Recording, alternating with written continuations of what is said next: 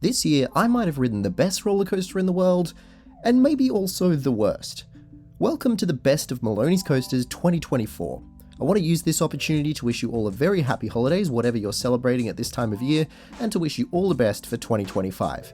I've been so overwhelmed by the support this year, and I can't thank you all enough for helping to grow this channel further and further beyond my wildest dreams. I'm so lucky to have you all. Today we're going to look back on the 84 new credits I gained in 2024, which were the best, which were the worst, and what were the highlights of this incredible year for the channel. Let's take a little trip down memory lane as we bid farewell to 2024.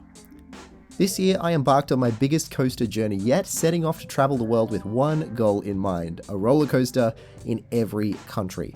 I rode rides in 10 different countries in 2024, a slow but steady start interrupted by some of the challenges of long-term travel and managing my own health, work and finances. But what an experience it has been so far, and I'm so excited to continue. This year I got to experience one of the best backyard coasters ever built in New Zealand, met up with fellow creators at Universal Studios in Singapore, had the incredible experience of working operations on the brand new Vekoma coasters at Emerald Park in Ireland, travelled to 6 theme parks in 6 days across the UK, visited one of Europe's largest fun fairs in Luxembourg, had my mind blown by Toutatis at Parc Astérix in France, only to have a new number 1 2 days later in Germany, rode one of the worst coasters I've ever experienced in Switzerland, and got to ride the infamous Wild Train in its final operating weeks in Austria.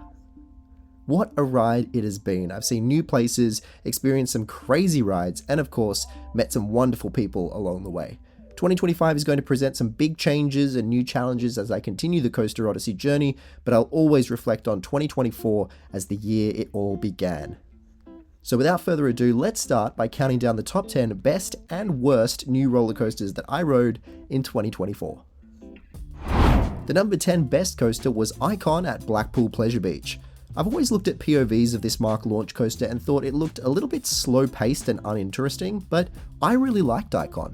It offered some great airtime over the first airtime hill and some great moments of lateral force through a very long and twisted layout.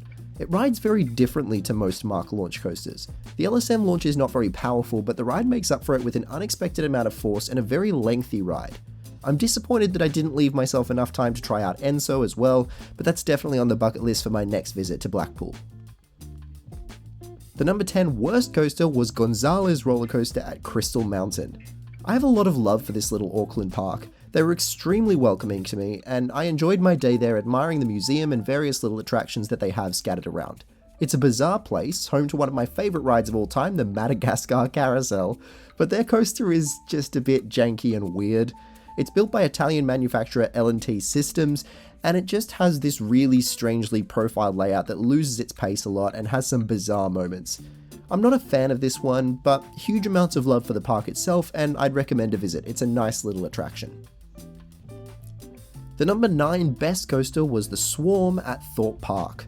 If this ride were just slightly longer, it would be a real competitor among my favourite credits. I love the theming, it runs incredibly smoothly, and all of the inversions are fantastic. I especially love the hang time on the initial rollover drop, and the near-miss theming elements are a great touch. The operations on the day of my visit were suffering from some issues, which was slightly frustrating and made the shortness of the layout even more obvious after a long wait, but I really like this coaster. It's a very solid B&M. The number 9 worst coaster was SOS Tournevis at Parc Astérix. This was my first experience with the Zero Tivoli kiddie coasters, and I can't say I have high hopes for future rides. Given the age and track design, I was expecting it to be rough, but that wasn't really the problem. There was one transition in particular that actually hurt my back from whiplash. It's a really strange turn that really whips you in a nasty and sudden way. The ride itself is nothing that special, and it certainly is the odd coaster out in terms of theming at Parc Astérix. Even Vol d'Icaret did more to make itself seem themed and well presented. I just really didn't like this kiddie coaster. The number 8 best coaster was Nemesis Inferno at Thorpe Park. Perhaps contrary to popular opinion, I thought Nemesis Inferno slightly edged out the Swarm and was my second favourite coaster at the park. Again, it doesn't have the longest layout of any B&M invert, but it has 4 excellent inversions and a lot of power to it. The first drop wasn't quite as powerful in the positives department as I was expecting, but this is one of the more aggressive B&M inverts that really whips you hard through the corkscrews and 0G rolls. Those were some of my favourite inversions ever. They're really aggressive and I love that. The number 8 worst coaster was Minnie Mouse Cartoon at Park St. Paul. I can see what Zamperla were going for with this model, I really can. It's a nice idea, and I'm clearly not the target audience. Taking a wild mouse and shrinking it right down to the kiddie coaster level actually did give this coaster some mild but fun laterals that would be appealing to a lot of kids, I'm sure. But the ride is just so slow and pointless, and there's absolutely no need to be doing 2 laps of this thing. It was so unnecessarily long and boring. Even the park's wacky worm was more appealing and fun, while the theming on this coaster is slightly bizarre. I don't hate it, but I can't rank it above mini coasters at all. The number 7 best coaster was Monster at Walligator Grand Est. What on earth is this coaster doing at this park? Walligator is a bit of a rundown mess overall. It's a park in desperate need of a new attraction or two and some serious TLC. But their signature coaster is a relentless beast. Sure, it has less than 0 effort put into its presentation, but this Raptor clone is one of the most aggressive rides I've ever been on. It still runs smoother than I expected considering the park's budget and upkeep, and without the mid-course breaks, the second half is just insane. Those corkscrews are by far the most violently aggressive inversions I've ridden, and the positives through the final helix are so satisfying. This is a hidden gem of the European coaster world. The number 7 worst coaster was Family Coaster at Walligator Grand Est. And now you get to see the other side of the Walligator spectrum. This wacky worm is so poorly maintained. You can hear the train run over every track joint, and the thing looks hideously maintained. It might be one of the ugliest roller coasters I've ever seen. Sure, it's a basic wacky worm, but like I said, even Park St. Paul's wacky worm managed to get into my good books just by looking good and running smoothly. Walligators was the total opposite. This ride is ugly. The number 6 best coaster was Nafina Force at Emerald Park. It was probably the highlight of my year that I got to get up close and personal with this ride, including riding it on preview day. Vekoma are really starting to excite me with their new generation products, and the STC is one of the best that I've yet to experience. It has a first half full of positive G-force with 2 incredible inversions, and a second half that blew my mind with its whippiness and some great airtime. This was a perfect addition for the park, honestly. It's butter smooth and a ride that packs in a little bit of everything. What an incredible layout from Vekoma. I love this thing to bits. The number 6 worst coaster was the big one at Blackpool Pleasure Beach. I don't buy into the hype on this one, especially about the first drop. Maybe it was the seat I got, maybe it was having a bad day, I don't know, but there were no redeeming qualities about the big one for me. The first drop is violently painful with that sudden car crash of a right-hand turn, and then the rest of the ride is utterly forceless, terribly rough, and pretty damn painful as well. I've never been more thankful for a mid-course break actually hitting because it ended the nightmare for a split second. I'll be back to give it a second chance because I know it's a classic and plenty of enthusiasts have very positive things to say about it, but for me, the big one was one of my least favorite coasters of all time. The number 5 best coaster was Osiris at Park Asterix. This B&M invert really grew on me. It might be one of the best looking coasters of all time with that incredible facade, the fountains, and the theming. I was in love with this coaster based on its appearance. At first, I was a little surprised to find that it was not as aggressive as the other B&M inverts I'd ridden this year, but that quickly became part of the ride's uniqueness. It's a ride of big, long, powerful elements and great near-miss moments, and it's definitely the perfect number 2 coaster for the park. I'd highly recommend getting a front row ride. The number 5 worst coaster was Infusion at Blackpool Pleasure Beach. We all saw this coming. I'm not sure what compelled me to ride Infusion, even though it was a complete walk-on. After all, I have an entire documentary on this channel about how much I hate Vekoma SLCs. This one was not the worst, but also not the best that I've ridden. Very rough, and those awful over-the-shoulder restraints result in a lot of headbanging. I managed to survive by riding very defensively, but oh boy, what compelled Blackpool to build one of these? It's totally unnecessary. But you know what isn't unnecessary? Giving a big thank you to these channel members who make all of this content possible. You can join in on the membership perks by clicking the join button down below. The number 4 best coaster was Wodan Timber Coaster at Europa Park. Wow. GCI really did something different with this huge wooden coaster, and I loved it. After growing accustomed to the much more airtime focused layouts of the gravity groups such as Cuchulainn and Leviathan, Wodan came as a real surprise with some interesting lateral moments as well. It's a fast, smooth coaster that mixes in some great forces while still offering good airtime moments as well. Plus, the station and the area around the coaster are just absolutely gorgeous. I think I'm still slightly more of a fan of something like Leviathan that just feels much more relentless, but Wodan is clearly one of the best wooden coasters out there. The number 4 worst coaster was Guderick's at Park Asterix. Somehow, the experience of Guderick's managed to be even worse than what I expected. We've all heard this coaster touted as one of the worst in the world, so I knew it would be a rough ride, but oh my god. The absolute agony that this thing puts your shoulders through with its car crash transitions and clunky profiling, it's a terrible experience.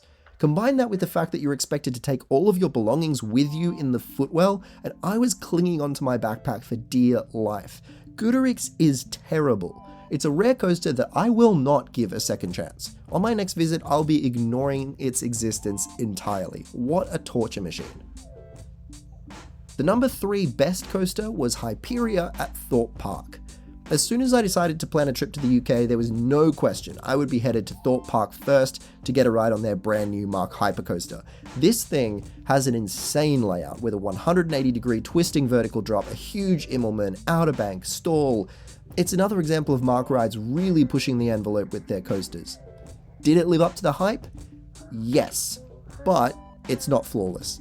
That outer bank might be one of my favorite elements of all time. The sustained ejector was fantastic and the elements are so big and powerful, but it's undeniably short and the splashdown is a pointless buzzkill. But I still have a very high opinion of Hyperia and its soundtrack is constantly on loop on my Apple Music.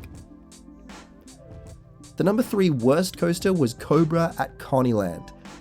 I don't know who hurt the designers at PAX when they were kids, but now they're taking it out on the rest of us. This coaster is hideously bad.